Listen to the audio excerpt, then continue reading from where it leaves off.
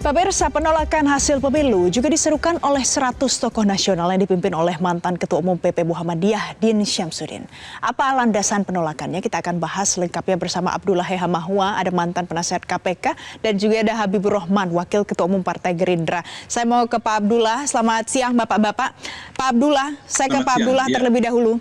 Pak Abdullah, apa sebenarnya landasan sampai ada 100 tokoh nasional ini mengatakan harus menolak hasil pemilu, Pak Abdullah?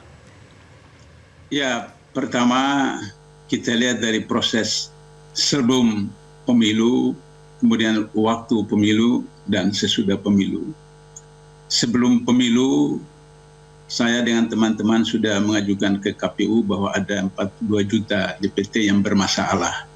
Itu ada hampir 2 bulan sebelum hari pencoblosan. Tapi itu tidak direspons dengan berbagai alasan.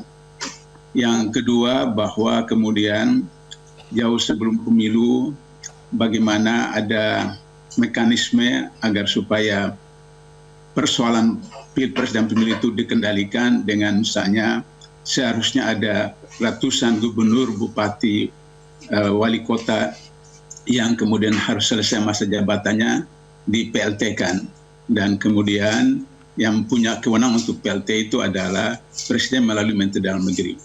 Sehingga kemudian mereka itu juga berada dalam posisi yang kemudian kepala desa dikumpulkan sekian ratus bahkan ribuan orang di Istora Senayan seperti itu.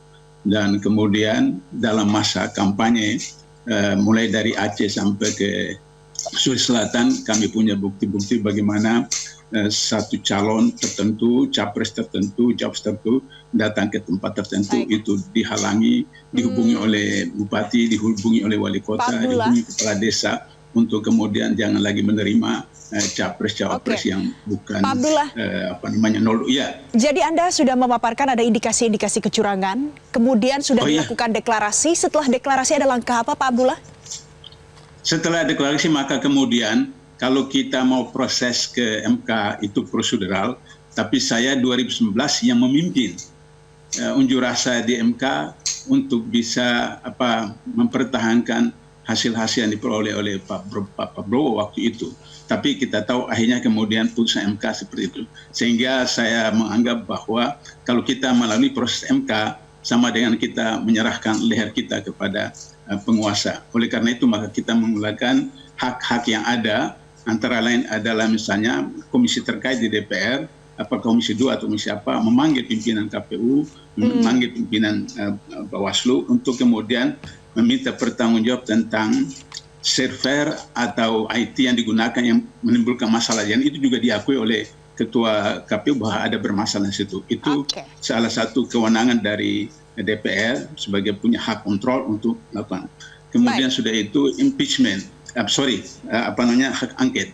Kita minta agar supaya DPR melakukan hak angket untuk memanggil presiden, mengundang presiden untuk minta penjelasan sampai seberapa jauh itu, sehingga dengan begitu maka bisa rakyat, bisa masyarakat, bisa mengerti kedudukannya, sehingga kemudian nanti ketika sudah selesai maka kemudian kita bisa letakkan apakah pemilu atau pilpres itu diulangi atau dibersihkan dulu semua data-data yang curang, baik dari TPS maupun KPPS sampai ke jadi KPU, Anda mengatakan seperti itu. Ada indikasi kecurangan kalau diberikan ke MK, tadi Anda menyebutkan seperti menaruh leher kita sendiri di sana. Sekarang saya mau ke Mas Habib. Mas Habibur Rahman, ini ada desakan dari 100 tokoh nasional ini di DPR untuk melakukan hak angket. Kalau di dalam DPR sendiri, apakah ada tendensi untuk melakukan hak angket? Ya, sebelumnya saya tanggapi sedikit ya apa yang disampaikan oleh senior kita Pak Abdullah Heha Mahua. Pertama, kami tentu mengapresiasi sebagai semua bentuk kritikan, masukan, penyampaian pendapat yang disampaikan. Namun perlu kami sampaikan bahwa persoalan dugaan pelanggaran pemilu, potensi kecurangan, kami juga memiliki daftar yang sama panjang. Ya, yang dugaan kecurangan atau pelanggaran yang kami anggap merugikan kami, mulai dari fakta integritas PJ Bupati, kemudian juga digunakannya 2 kementerian ya untuk mendukung paslon 1 dugaan ya, Kementerian Tenaga Kerja dan Kemendes, lalu juga berbagai kepala daerah, ya itu kita punya long list. Nah, tapi memang undang-undang kita mengatur terhadap persoalan-persoalan tersebut ada 3 treatment yang bisa dilakukan. Pertama adalah pelanggaran pemilu, yang kedua sengketa proses, yang ketiga PHPU. Tinggal kita pilih yang mana yang sesuai dengan keadaan. Ya, apakah pelanggaran pemilu, pelanggaran administrasi biasa, apakah sudah dilaporkan, atau misalnya bahkan kita menyimpulkan terjadi pelanggaran administrasi pemilu yang TSM, apakah sudah dilaporkan, ya. Kita melihat, ya kita menunggu dan ingin melihat seperti apa proses yang sudah dilakukan. Nah, kalau teman-teman misalnya tidak berkenan ke Mahkamah Konstitusi, karena kan Mahkamah Konstitusi yang paling berwenang terkait hasil, ya perselisihan hasil pemilu. Walaupun memang kalau di Mahkamah Konstitusi itu yang paling sulit adalah harus membuktikan dalil itu satu demi satu. Kenapa 2014, 2019 permohonan pemohon, ya waktu Pak Prabowo sebagai pemohon ditolak karena memang nggak bisa membuktikan satu persatu klaim-klaim, tuduhan-tuduhan. Seperti misalnya 27 juta DPT fiktif, 5 juta DPT ganda, itu ternyata nggak bisa dibuktikan. Oke. Nah, sehingga kalau sudah semua proses ditempuh, ya tentu kita menghormati. Nah, terakhir ya misalnya disampaikan soal hak angket. Kita tahu bahwa udah 10 tahun ini, setahu saya tidak pernah ada pengajuan hak angket yang berhasil.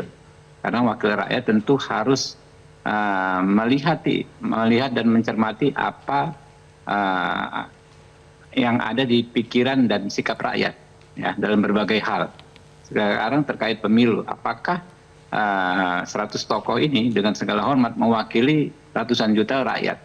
Nah, kita kan nggak bisa juga katakan demikian, karena di sisi lain ya ratusan juta orang yang menyatakan pemilu ini sudah relatif berlangsung dengan baik, ya damai, tidak terjadi insiden dan lain sebagainya. Jadi dalam menyerap aspirasi tentu kami tidak sepihak, ya para wakil rakyat itu tidak sepihak. Saya sendiri di dapil saya daerah Jakarta Timur menerima masukan dari masyarakat yang justru khawatir dengan gerakan-gerakan yang mereka anggap akan mendiskreditkan dan mendelegitimasi pemilu. Nah ini kan tentu kita harus cermati kedua-duanya. Pak Abdullah, Anda diminta untuk mencermati lebih lanjut lagi. Apakah tadi permintaan seperti itu, tuntutan itu mewakili ratusan juta rakyat yang lain, ini mengatakan bahwa ada indikasi kecurangan dan butuh dilakukan hak angket? Hampir setiap hari, baik saya pribadi maupun Timnas 01 menerima WhatsApp, menerima video dan seterusnya, yang itu kemudian saya sebagai 8 tahun punya pengalaman di KPK itu harus melakukan validitas, dan kemudian itu maka kemudian kita minta betul-betul yang original, katakanlah bukan video yang diedit, bukan hasil TPS yang diedit dan seterusnya seperti itu. Sehingga dengan begitu maka kemudian saya mendukung ide dari Profesor Din Syamsuddin untuk melakukan ini secara prosedural dan secara aman, damai dan seterusnya. Kemudian tadi sudah disinggung oleh Saudara Abdurrahman itu, dan saya setuju tadi saya sebutkan bahwa ada pidana juga, dan itu akan kita proses. Jadi pidana pemilu, apakah itu oleh KPU, apakah itu oleh Bawaslu dan seterusnya, sehingga itu juga berjalan berbarengan. Jadi ada pidana pemilu, ada permintaan kami ke DPR untuk memanggil KPU dan Bawaslu untuk melakukan audit forensik terhadap IT-nya, baru kemudian yang angket tadi itu Mbak. Baik, Mas Habibur Rahman, kalau kondisi hari ini seperti ini dengan dinamika politik yang ada, dengan dorongan yang diberikan oleh 100 tokoh nasional ini, menurut Anda memungkinkan tidak dilakukan hak angket? Ya nanti kita lihat ya, kita kalau yang namanya aspirasi dari masyarakat, kita bukan hanya 100 tokoh yang masuk ke kita, bahkan mungkin ribuan tokoh tiap hari juga menghubungi kita ya, menyampaikan bahwa penting untuk terjadinya cooling system. Artinya setelah pemilu yang begitu panas kontestasi, ketika sudah berjalan dengan baik, kita dorong situasi yang lebih kondusif supaya kita bisa kembali bekerja secara normal melayani bangsa dan negara, menjalani fungsi masing-masing. Ya nggak ada masalah. Pokoknya teman-teman ya, Pak Abdullah, Pak Din, silahkan sampaikan usulannya, nanti mungkin bisa masuk lewat fraksi-fraksi dari partai-partai koalisi teman-teman ya. Tentu kita juga akan mensikapi nanti di parlemen. Mungkin atau tidak mungkin, faktanya memang selama 10 tahun terakhir belum pernah ada hak angket yang bisa berjalan. Dan kalau teman-teman mau cermati, hak angket itu kan outputnya kan penjelasan ya. Tinggal dijelaskan saja satu persatu ya oleh KPU Bawaslu seperti apa. Yang jelas ya, tuduhan-tuduhan seperti ini kan baru ya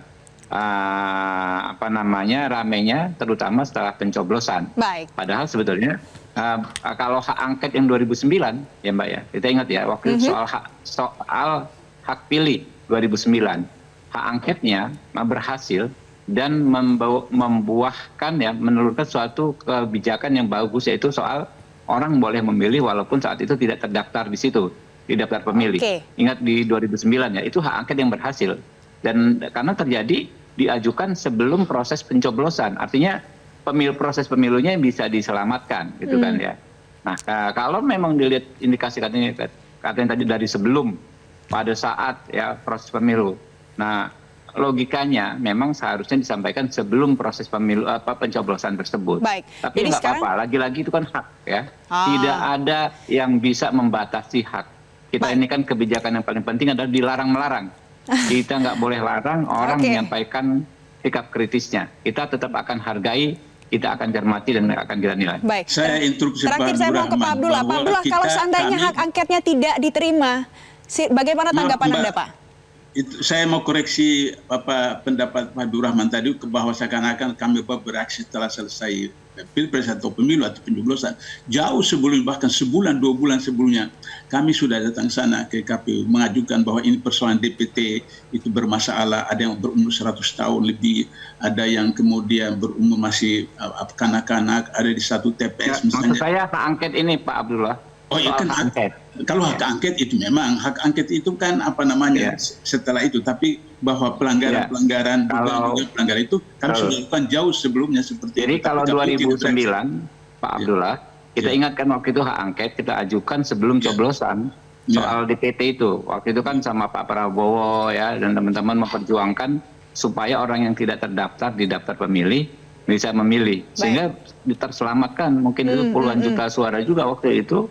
Karena proses mengajukan hak angketnya sebelum proses pencoblosan. Tapi nggak apa-apa, Pak Abdullah. Bukan berarti nggak boleh mengajukan hak angket sekarang. Jadi boleh-boleh saja ya Mas Habibur Rahman ya. Tetap saja yang Pak Abdullah lakukan konstitusional ya. Tetap saja konstitusional. Nah, tadi disampaikan Habibur Rahman kalau tidak ada yang melarang. Tapi Pak Abdullah, kalau seandainya hak angket tidak dilakukan oleh DPR karena tidak ada dorongan yang lebih masif lagi, apa yang akan Anda lakukan, Pak Abdullah? Ya, saya kira kita punya pengalaman. Saya ikut unjuk rasa 67 menurunkan Soekarno. Kemudian 97 mungkin saya di luar negeri, tapi Habibur Rahman mungkin ikut 97. Jadi ketika kondisi yang seperti banjir begitu, kita tahan itu air tidak boleh mengalir dan seterusnya, maka kemudian itu akan banjir dan ketika banjir itu tidak bisa kita bendung.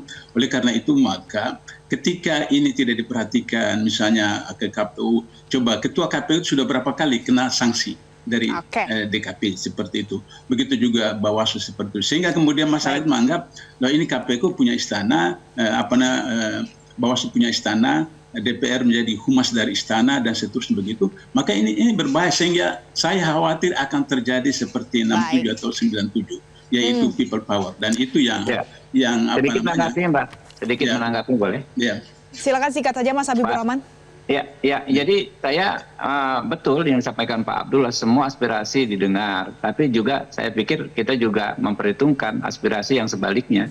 Bisa jadi yang namanya people power itu terjadi 14 Februari kemarin ketika rakyat ya yang berdasarkan survei harusnya tidak sebesar itu memberikan dukungan kepada Prabowo Gibran, ternyata de facto memberikan dukungan yang besar sekali.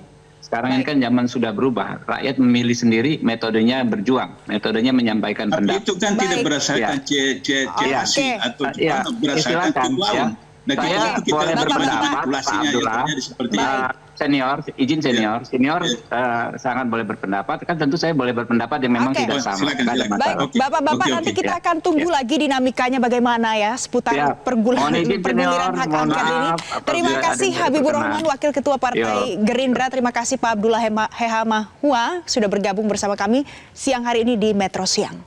Jelajahi cara baru mendapatkan informasi. Download Metro TV Extend sekarang.